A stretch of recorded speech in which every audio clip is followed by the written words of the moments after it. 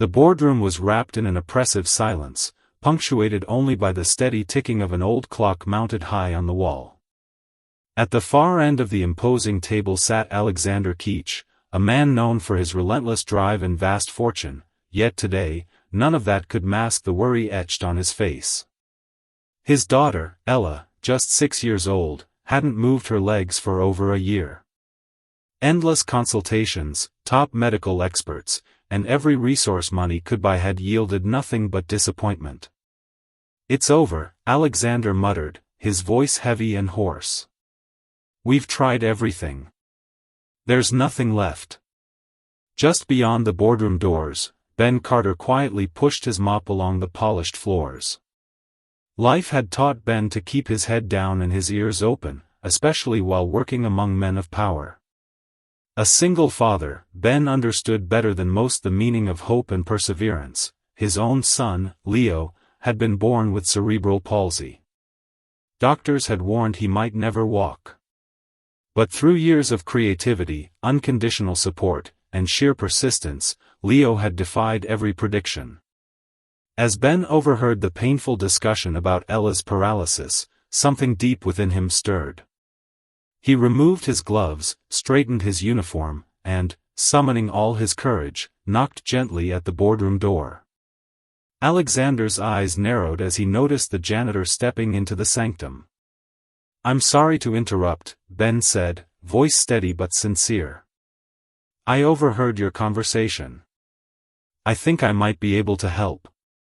Skeptical laughter filled the room. "You're a janitor," Alexander replied dismissively. Ben held his ground. "Yes, but I'm also a father. I helped my son walk when nobody else believed in him."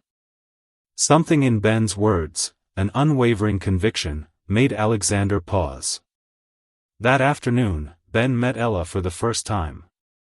She sat quietly in her wheelchair, a shadow of the lively child she once was. Ben didn't launch into medical jargon or promise miracles. Instead, he introduced her to Leo.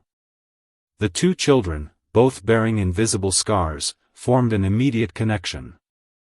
Leo, with his determined spirit and supportive presence, made Ella laugh, a sound her father hadn't heard in months. Ben's approach was gentle and intuitive. He used music, playful games, and simple exercises, always focusing on bringing joy back into Ella's life. There were no overnight miracles, just gradual, tangible progress. Each day brought small victories, a bigger smile, a burst of laughter, a hand that squeezed back when held. Little by little, Ella's spirit began to shine again. 3 months later, on a quiet Sunday morning, Alexander walked into his office and saw something that stole his breath.